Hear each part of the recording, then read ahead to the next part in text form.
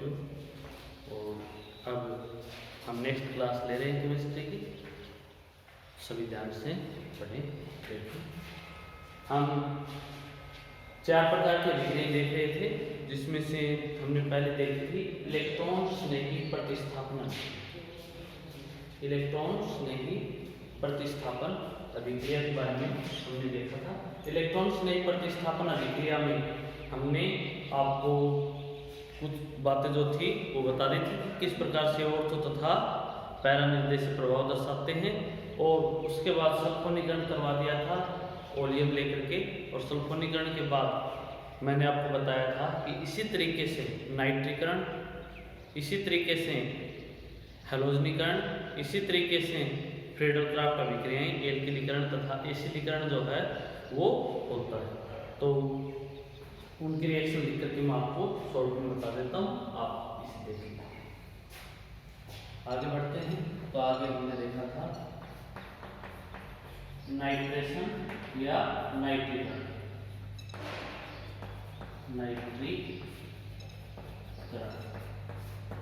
नाइट्रीकरण अभिक्रिया जो है वो देखिए। हेलोपेनिन का नाइट्रीकरण जो है, आप एग्जाम्पल भी ले सकते हैं, जैसे क्लोरोबेंजीन, ब्रोमोबेंजीन।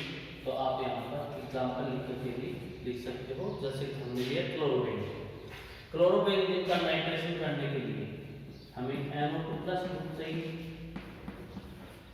मतलब इलेक्ट्रॉन्स नहीं चाहिए। वो कौन सा होगा? नाइट्रोनियम आयन, मतलब NO2+। अब ये हम किससे, किसकी उपस्थिति में हमें प्राप्त होगा, उसके लिए हम देखेंगे कि यह concentrate HNO3 and concentrate H2SO4 की उपस्थिति में होगा।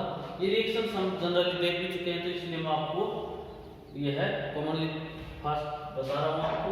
और तो पैरा निर्देशित प्रभाव है, इस कारण से आप देखोगे कि हमारे पास ये मिलेगा 2 प्रकार के उत्पाद बनेंगे, मिश्रण बनेगा 2 उत्पादों का। 2 उत्पादों का हमारे पास होगा मिश्रण, एक तो ऑर्थो बनेगा और एक जो है वो पैरा व्युत्पन्न बनेगा। पैरा डेरिवेटिव या पैरा व्युत्पन्न बनेगा। पैरा पोजीशन पर नाइट्रोजन जो है वो है आ जाएगा। अब वैसे नॉमेनक्लेचर यदि इसका करें तो ऑर्थो क्लोरोनाइट्रोबेंजीन और पैरा क्लोरो नाइट्रोबेंजीन। नाइट्रोबेंजीन जो हम कंपाउंड मान लेते हैं, हम नाइट्रोबेंजीन जो है वो है मुख्य यौगिक मान करके, उसके बाद अल्फाबेटिकली या अल्फाबेटिकली लेकर के नामकरण करते हैं, तो भी इसी प्रकार से आएगा। ऑर्थो क्लोरो नाइट्रोबेंजीन,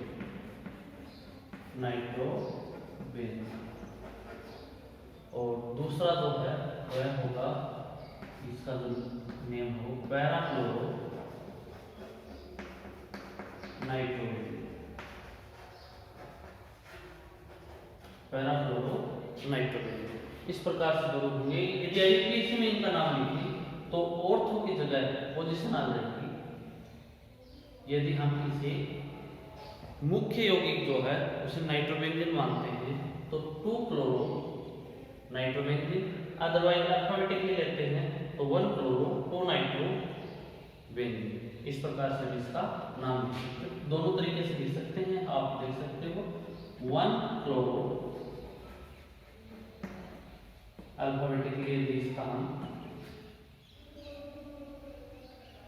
नंबरिंग करते हैं, इसकी यदि हम नंबरिंग करते हैं अल्फाबेटिकली तो 1 2 3 4 5 6 इस प्रकार से इसकी नंबरिंग हो जाएगी। और यदि हम नाइट्रोबेंजीन को मेन कंपाउंड मानते हुए नंबरिंग करते हैं तो फिर वो 2 पर चला जाएगा। 1 chloro 2 nitro benzene, 1 chloro 2 nitro benzene. इस प्रकार से आप देखोगे कि इसका आईयूपीएसी नेम जो है ये इसका सामान्य या जनरल नेम है। ये आईयूपीएसी, यह है इसका आईयूपीएसी नेम। इसी प्रकार इसका आईयूपीएसी नेम यदि आप देखोगे तो 1 क्लोरो, उसके बाद नाइट्रो 4 पर आएगा 4 नाइट्रो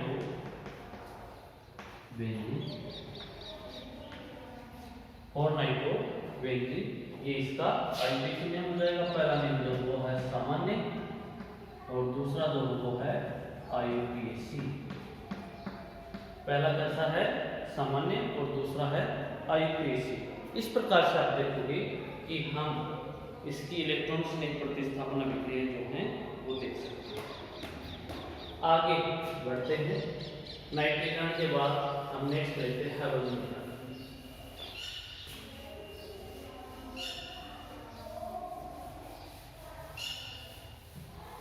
हैलोजनीकरण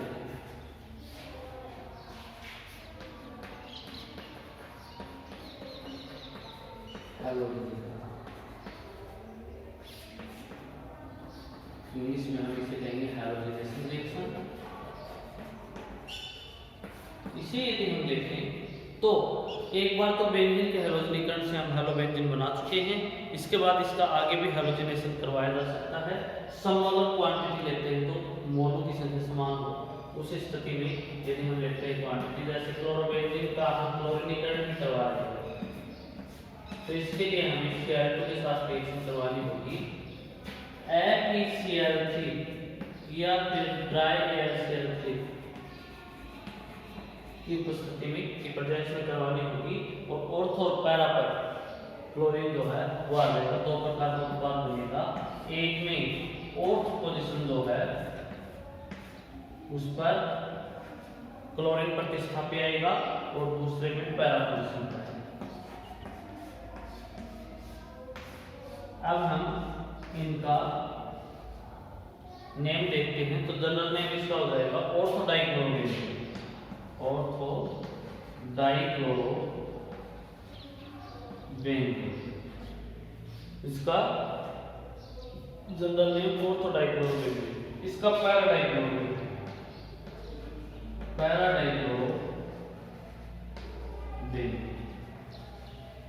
आईपीसी वैसे ही आपको बताया था। ऑर्थो की जगह आप पोजीशन बता दीजिए 1,2 डाइक्लोरोबेंजीन।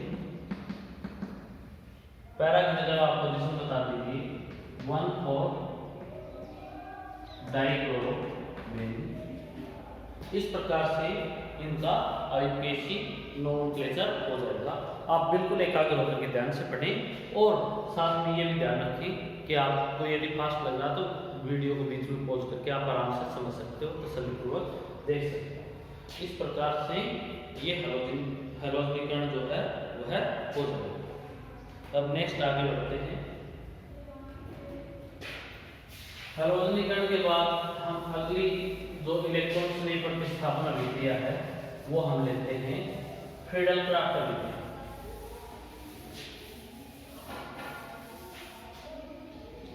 फ्रीडल-क्राफ्ट अभिक्रिया, फ्रीडल-क्राफ्ट अभिक्रिया, फ्रीडल-क्राफ्ट अभिक्रिया। फ्रीडल-क्राफ्ट अभिक्रिया जो है इसे शॉर्ट में हम FC रिएक्शन भी लिख सकते हैं। FC रिएक्शन मतलब फ्रीडल-क्राफ्ट रिएक्शन। इसमें शुष्क AlCl3 की उपस्थिति में दो प्रकार की अभिक्रियाएं करवाई जाती हैं, एक एल्किलीकरण और दूसरी एसिडीकरण। तो फ्रीडल-क्राफ्ट अभिक्रिया में दो अभिक्रियाएं आ जाएंगी, जिसे हम पहले ले सकते हैं एल्किलीकरण या एल्किलेशन रिएक्शन।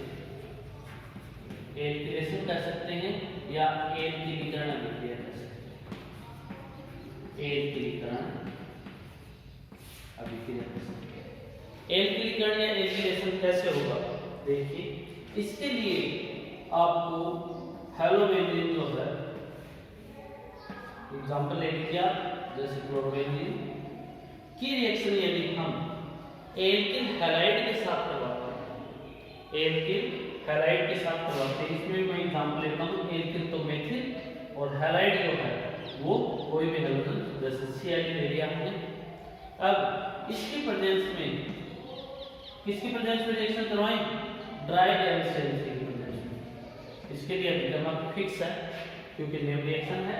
ड्राई HCl3 की प्रेजेंस में रिएक्शन करवाएंगे तो इससे ड्राई HCl3 और एल्किल हैलाइड जो हम दोनों मिलकर के क्या देंगे, ये देंगे carbonium ion, methyl carbonium ion. तो वह मेथिल कार्बोनियम आयन जो है वह ऑर्थो और पैरा स्थितियों पर आ जाएगा। जैसे फॉर एग्जाम्पल ये देखते हैं तो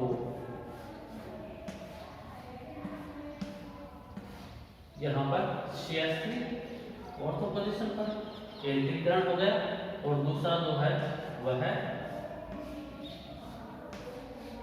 पैरा पोजीशन पर, याद है ऑर्थो पोजीशन पर आ गया और पैरा पोजीशन पर आ गया। अब नोमेनक्लेचर, जनरल नेम हम प्रतिस्थापियों को बताते हुए लिख सकते हैं जैसे ऑर्थो क्लोरोमेथिल बेंजीन। लेकिन कई बार क्या होता है कि इसे मुख्य अभिकर्मक मान लिया जाता है, टोलुइन को मुख्य अभिकर्मक मान लिया जाता है, तो ऑर्थोक्लोरोटोलुइन जनरली ये काम में लेते हैं। तो ये भी इसका जनरल नेम है। जनरल नेम घबराने की जरूरत नहीं है, सामान्य नाम जो उसमें ऑर्थोक्लोरोमेथिल बेंजीन भी बोल सकते हैं और इसे टोलुइन भी इसका जनरल नेम जो है वह है, तो इसलिए इसका विकल्प मान लेते हैं ऑर्थोक्लोरोटोलुइन, ऑर्थोक्लोरोटोलुइन।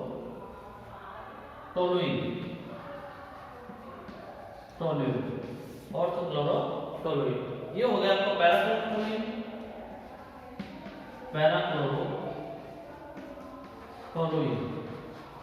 ये हो गया पैराक्लोरोटोलुइन। आईयूपीएसी में टोलुइन नाम जो है वो भी एक्सेप्टेबल है, एक्सेप्ट कर लिया गया है।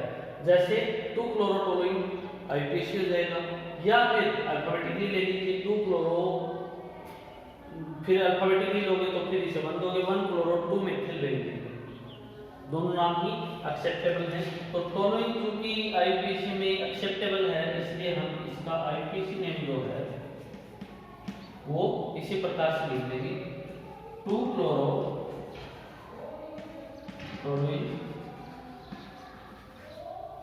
और ये हो जाएगा 1, 2, 3,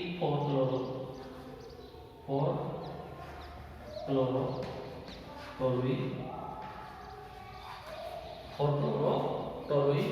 इस प्रकार से हम देखेंगे कि ये इसका एल्किलीकरण अभिक्रिया जो है वो कंप्लीट हो गई है। आप अच्छे से इसे समझ सकते हैं। कोई दिक्कत हो तो आप कमेंट्स करें, मैं आपके कमेंट्स पढ़ता हूँ रेगुलरली, आप बता दें। कोई दिक्कत हो तो मैं आपको सुन दूँ। नेक्स्ट दूसरी रिएक्शन लेते हैं बीसी एसिलीकरण अभिक्रिया। एसिड समूह का नाम एसिलीकरण अभिक्रिया। ये एसिड समूह क्या था? इसे एसिड एसिड रिएक्शन भी कहते हैं। ये एसिडीकरण क्या था वो देखते हैं। एसिड समूह कौन सा था मैं आपको पहले ही बता चुका हूँ, R C इस समूह को एसिड समूह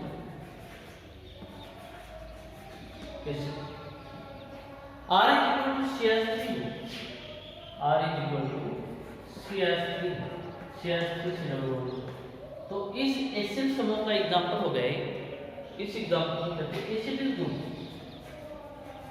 एसिडिल ग्रुप या एसिडिल समूह। अब हम इसका एग्जांपल लेकर के एसिलेशन अभिक्रिया करवाएं तो हम आगे इसमें मैं ड्राई HCl3 की उपस्थिति में ये अभिक्रिया होगी, लेकिन एल्किल हैलाइड ना होकर के एसिड हैलाइड लेंगे और एसिड हैलाइड का मैं एग्जांपल लेता हूं एसिटिल क्लोराइड। ये एसिटिल ग्रुप है, एसिटिल क्लोराइड। एसिटिल क्लोराइड लेते हैं तो यहां से क्लोराइड निकल जाएगा और CH3CO+ ग्रुप जो है वह सब्स्टिट्यूट करेगा H+2 और यहाँ पर उस कंडीशन में इसका एसिलेशन हो जाएगा CH3। मैं इसे मिटा देता हूँ थोड़ा अच्छे से आपको समझ में आ जाए। तो मैं इसके लिए आपको बता रहा हूँ कि इसका यदि हम ड्राई HCl3 की उपस्थिति में एसिडीकरण करवाते हैं तो एसिटिल क्लोराइड से करवाएं तो एसिटिल समूह है प्रोटॉन को सब्स्टिट्यूट करके उसकी जगह आ जाएगा। वो कौन कौन सी स्थितियों पर आएगा? वो ऑर्थो और पैरा स्थिति पर आएगा। अब आप उसी प्रकार से ध्यान दीजिए, यदि हम इसको हटा दें तो इसका जो जनरल नेम है वो मैं आपको पहले भी बता चुका हूँ, एक साथ लिख पाए थे आपको, आपने देखा था। तो इसे कहते हैं एसिटोफिनॉल। एसिटोफिनोन। यदि C6H6 हो तो आपको ध्यान दिला दो, C6H5 हो तो उस कंडीशन में बेंजोफिनोन। तो ये एसिटोफिनोन है, लेकिन यह उसका क्लोरोफिनोन है, ऑर्थोक्लोरो एसिटोफिनोन। इसका जनरल नेम हम कह सकते हैं ऑर्थोक्लोरो एसिटोफिनोन, ऑर्थोक्लोरो एसिटोफिनोन। और ये हो जाएगा आपका parachloro acetophenone, parachloro acetophenone, ऑर्थोक्लोरो acetophenone, parachloro acetophenone, दोनों बन गए। आईयूपीएसी नेम लिखे तो ऑर्थ और पैरा की जगह पोजीशन लिख सकते हो। 2-क्लोरो एसिटोफिनोन, एसिटोफिनोन आईयूपीएसी में भी एक्सेप्टेबल है, एक्सेप्ट किया गया है, तो आप इसे इस प्रकार से लिख सकते हो। ये हो जाएगा 4-क्लोरो एसिटोफिनोन, 4-क्लोरो एसिटोफिनोन। समझ ले अच्छे से, समझने वाली बातें हैं। कोई दिक्कत हो तो आप पूछ सकते हो बेझिझक कमेंट्स में। और यहाँ पर आपको कोई भी प्रॉब्लम किसी भी प्रकार की तो आप पूछ सकते हैं और उसे कंफर्म कर सकते हैं। तो मैंने यहाँ पर आपको इलेक्ट्रॉन्स स्नेही प्रतिस्थापन अभिक्रियाएं जो हैं वो करवा दी। नेक्स्ट दूसरी टाइप की आपको मैंने प्रीवियस वीडियो में बता दिया था आपको 4 प्रकार की रिएक्शन कौन कौन सी थी। तो नेक्स्ट जो है वो हम देखते हैं रिएक्शन। नेक्स्ट रिएक्शन मैंने आपको बताया था धातु के साथ, reaction with metal, reaction with metal. दूसरे second type reaction with metal या धातु के साथ होती है। देखते हैं धातुओं के साथ, ये कैपिटल B से लिख देता हूं, यदि वो आपने कैपिटल A से लिखा तो धातुओं के साथ अभिक्रिया लिखी इसमें, धातुओं के साथ रिएक्शन विद मेटल। इसमें हम देखेंगे कि मेटल जो हो कौन कौन सी मेटल जो हो रिएक्शन करती है, किस प्रकार की नेम रिएक्शन या कौन से आती है इसमें। तो इसके लिए मैं आपको सबसे पहले जो है वह है स्मॉल a से लिख लो या फिर सेकंड थर्ड से लिख लो, सोडियम मेटल के साथ रिएक्शन लिखिए, reaction with sodium metal, sodium metal के साथ लिखिए, सोडियम धातु के साथ लिखिए, सोडियम धातु के साथ अभिक्रिया करवाते हैं तो अभिक्रिया किस किस प्रकार से होती है वो आप देखिए। पहले तो मैं आपको बता दूं, यदि हम रिएक्शन देख रहे हैं एरिल हैलाइड और उसके एग्जांपल में तो क्लोरोबेंजीन, हेलोबेंजीन मान लीजिए, हेलोबेंजीन की रिएक्शन देखते हैं तो यदि इसकी रिएक्शन हम सोडियम मेटल के साथ करवाएं तो 2 मोल रिएक्शन करेगा, इसके 2 मोल के साथ, इसके 2 मोल के साथ या 2 मोल रिएक्शन करेगा और जो उपस्थिति है वो ड्राई ईथर ली जाएगी। ड्राई ईथर जो है इसकी प्रेजेंस ली जाएगी, इसकी उपस्थिति ली जाएगी। ड्राई ईथर की उपस्थिति में अभिक्रिया होगी। ड्राई ईथर की उपस्थिति में अभिक्रिया होगी तो NaCl निकल जाएगा, -2 NaCl, -2 NaCl निकल जाएगा। अब NaCl निकलने पर जो फेनिल समूह बचे वो दोनों फेनिल जुड़ जाएंगे आपस में,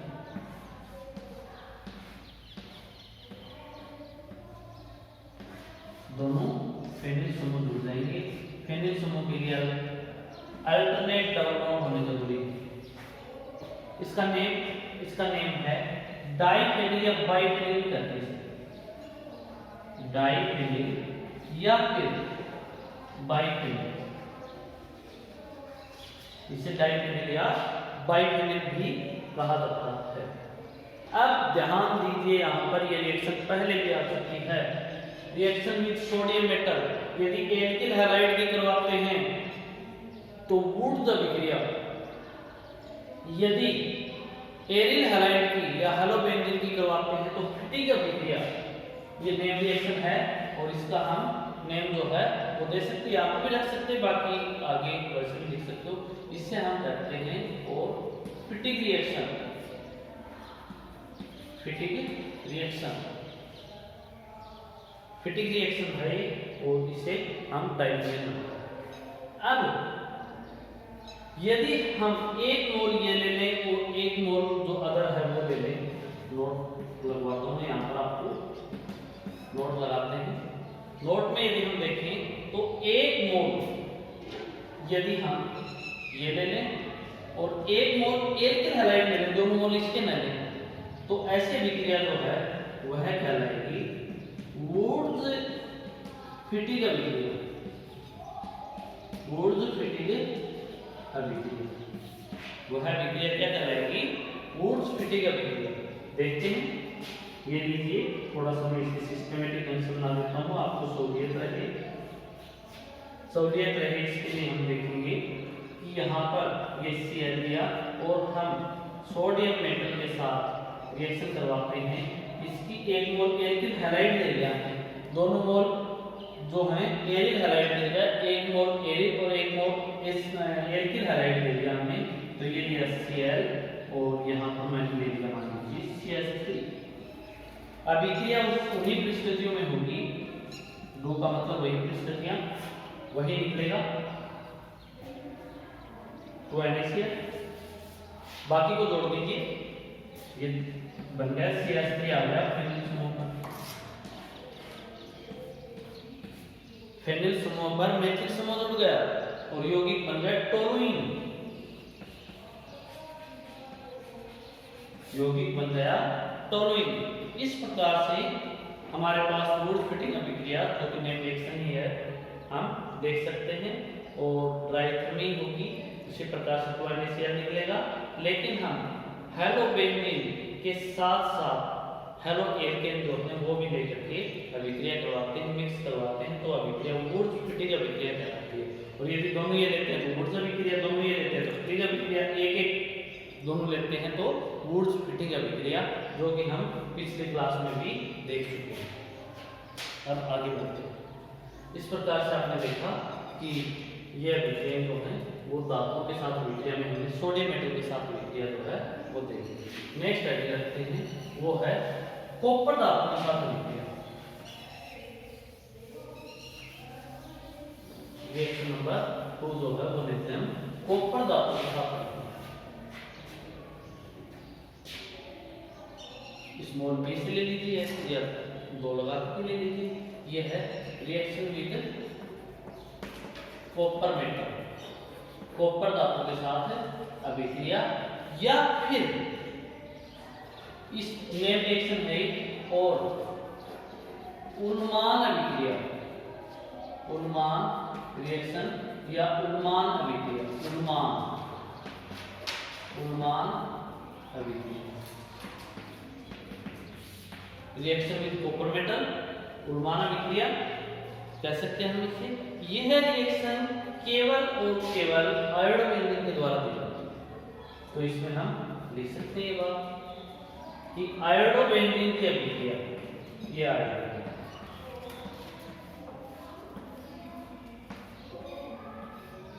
आयोडोबेंजीन की अभिक्रिया यदि हम कॉपर धातु के साथ करवाते हैं, मतलब कॉपर धातु जो है, कॉपर डस्ट जो है उसके साथ इसे गर्म करते हैं, इसे गर्म करते हैं, तो उस कंडीशन में -2Cu2 I2 जो है वो निकल जाएगा, सॉरी एक ही मोल होगा, Cu2 I2 जो है वह निकल जाएगा और हमारे पास बाइफेनिल।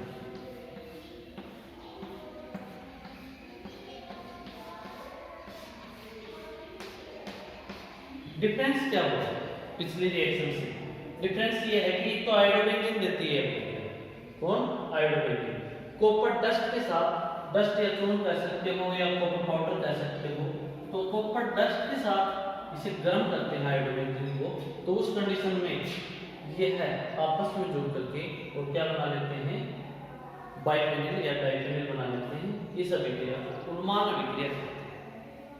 इस अभिक्रिया को उन्मान अभिक्रिया कहा जाता है। ये उन्मान अभिक्रिया हो गई और इसे गर्म करके इस प्रकार से कराते हैं, और कॉपर डस्ट के साथ गर्म करने पर आप सीधा भी लिख सकते हो, ये लीजिए कॉपर डस्ट के साथ हमने इसे गर्म कर दिया और हमारे पास से बाइफेनिल बन गया।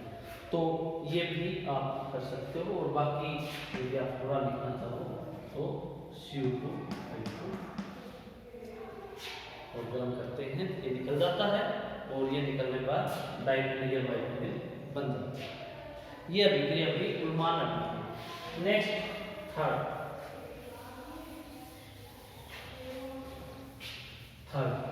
मैं बोलता तो हूँ, वही आप देख रहे होंगे कि आप सोच रहे होंगे आप कि नोट्स नहीं बनवा रहे।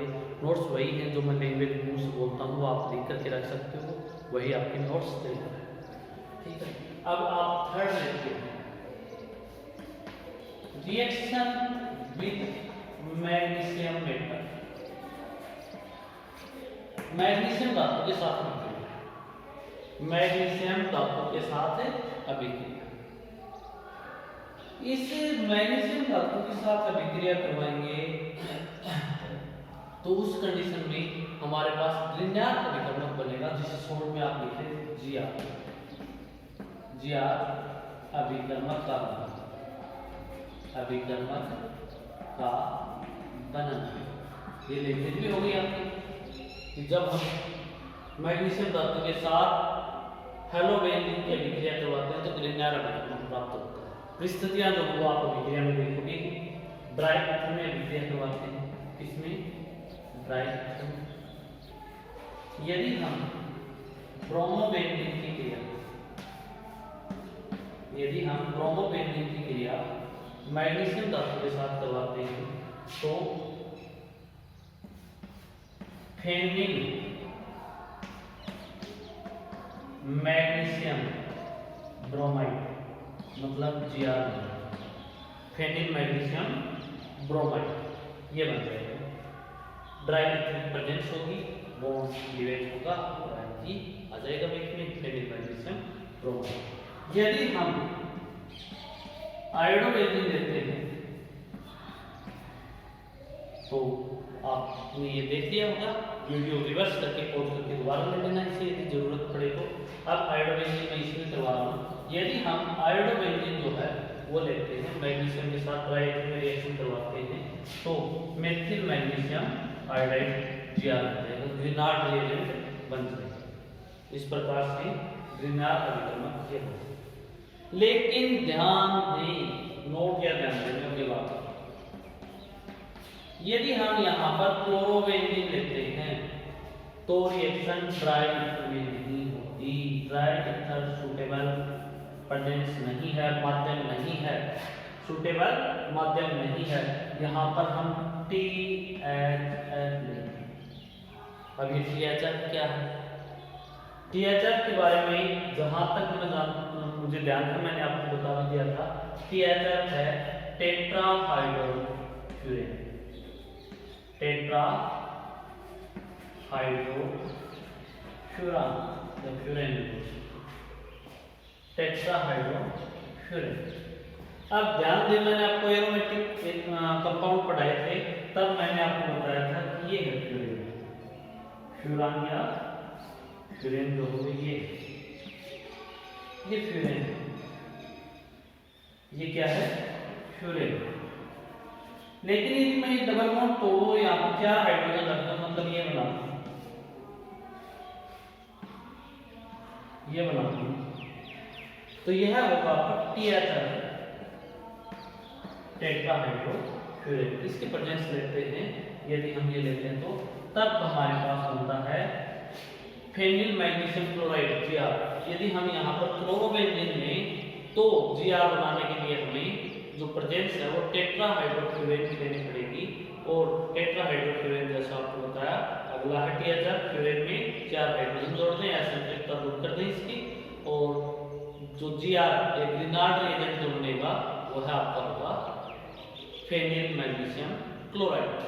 इस प्रकार से आप टोटल जो है वो देख सकते हैं। अब आगे बढ़ते हैं। मेरे हिसाब से यहाँ तक आपको कोई प्रॉब्लम नहीं होगी। अब हम आगे बढ़ते हैं। धातुओं के साथ हमने अभिक्रिया देख ली है, मेटल्स के साथ हमने अभिक्रिया जो है वो करवाते हैं। अब नेक्स्ट हम तीसरे प्रकार की अभिक्रिया देखते हैं। तीसरे प्रकार की अभिक्रिया मैंने आपको बताई थी अपचयन अभिक्रिया। कौन सी अभिक्रिया बताई थी? अपचयन अभिक्रिया धातुओं के साथ हो गई। तीसरे प्रकार की जो है वो हम लेते हैं अपचयन अभिक्रिया। अब चेन में मैंने आपको रिपीट करके बोल करके भी बहुत बार बताया था कि अब चेन है क्या। अब चेन जो है वो हेलोबेंजीन जो है उसमें इस हैलोजन समूह का प्रतिस्थापन हाइड्रोजन के द्वारा होता है। इस हैलोजन ग्रुप का सब्स्टिट्यूशन या प्रतिस्थापन जो है वो हाइड्रोजन के द्वारा होता है, तो इसका रिडक्शन होता है। जैसे फॉर एग्जांपल मैं यहाँ पर लिखता हूँ क्लोरोबेंजीन, और इसका यदि मैं अब चेन करूँ तो 2 हाइड्रोजन से बनेंगे। ये हाइड्रोजन कहाँ से आएंगे, ये हम निकल एल्यूमिनियम मिश्र धातु ले लेते हैं इनकी उपस्थिति, और ये दोनों मिश्र धातु जो हैं वो हम ले लेते हैं एन्योअर क्षार या बेस में। एन्योअर क्षार या बेस में हम इसे लेते हैं तो उस कंडीशन में 2 हाइड्रोजन हमें इससे मिल जाएंगे। 2 हाइड्रोजन मिल जाएंगे तो ये दोनों हाइड्रोजन क्या करेंगे, HCl को अलग कर देंगे और बेंजीन अलग बना देंगे। ये बेंजीन प्लस HCl गैस जो है वह बन जाएगी। तो इसका चयन कराने पर इस प्रकार से यह अभिक्रिया होती है। अब चेन की एक अभिक्रिया है, सीधे ही आपको सीधे ही याद कर लेनी है दूसरे पार्ट में। तो ये अपचयन अभिक्रिया है किसकी, यह अपचयन अभिक्रिया है क्लोरोबेंजीन। अब नेक्स्ट हम चौथे प्रकार के अभिक्रिया देखते हैं। चौथे प्रकार के अभिक्रिया वो है नाभिक स्नेही प्रतिस्थापन। नाभिक स्नेही प्रतिस्थापन ये थोड़ा सा डिटेल से समझने की जरूरत है आपको। नाभिक स्नेही प्रतिस्थापन अभिक्रिया क्या होती है, ये आप देखेंगे कि हेलोबेंजीन में आपने इलेक्ट्रॉन स्नेही में देखा कि प्रोटॉन का सब्स्टिट्यूशन हो रहा था। यहाँ पे यदि हम प्रतिस्थापन या सब्स्टिट्यूशन देखें तो हैलाइड आयन का हो किसी अदर नाभिक स्नेही से, तो वह नाभिक स्नेही अभिक्रिया होगी। जैसे हम एग्जांपल ले रहे थे तो हम ले सकते क्लोरोबेंजीन। और नाभिक स्नेही प्रतिस्थापन अभिक्रियाओं में प्रतिस्थापन से जो यौगिक बनेगा उसके आधार पर हम इसका क्लासिफिकेशन भी कर सकते हैं। जैसे फॉर्मेशन ऑफ या एनिलीन का बनना, एनिलीन का बनना। अब देखिए एनिलीन का बनना कैसे होगा, NH3 अमोनिया के साथ इसकी रिएक्शन करवाते हैं, लेकिन प्रेजेंस ऑफ कंडीशन जो वो हार्ड ले लेंगे। NH3 and CO2O cuprous oxide, CO2O cuprous oxide ले लें और 475 केल्विन टेम्परेचर ले लें, तो उस कंडीशन में यहाँ से HCl निकल जाएगा और NH2 से Cl माइनस का NH2 माइनस से Cl माइनस का सब्स्टिट्यूशन हो जाएगा और हमारे पास बन जाएगी एनिलीन।